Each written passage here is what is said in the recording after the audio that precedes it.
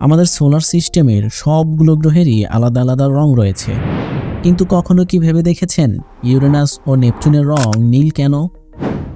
বৃহস্পতি থেকে নেপচুন পর্যন্ত 4টি গ্রহেরই বায়ুমণ্ডল প্রায় একই উপাদানে গঠিত।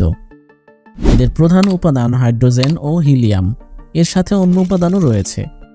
ইউরেনাস ও নেপচুনের বায়ুমণ্ডলেরও প্রধান উপাদান হাইড্রোজেন ও হিলিয়াম, কিন্তু এছাড়াও এদের বায়ুমণ্ডলের উপরের বা বাহিরের দিকের অংশে রয়েছে মিথেনের প্রাচুর্যতা।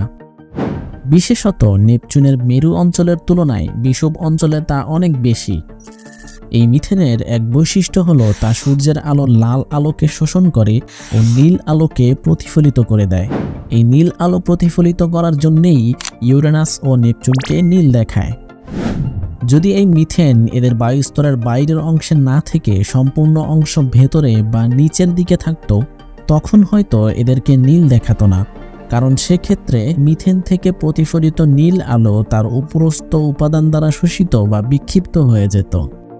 তবে এক্ষেত্রে একটি বিষয় রয়েছে, ইউরেনাস ও নেপচুনের বায়ুমণ্ডলে প্রায় সমপরিমাণ মিথেন রয়েছে, কিন্তু সে তুলনায় ইউরেনাসকে যেমন নীলচে দেখায়, নেপচুনকে তার চেয়েও অধিক নীল দেখায়।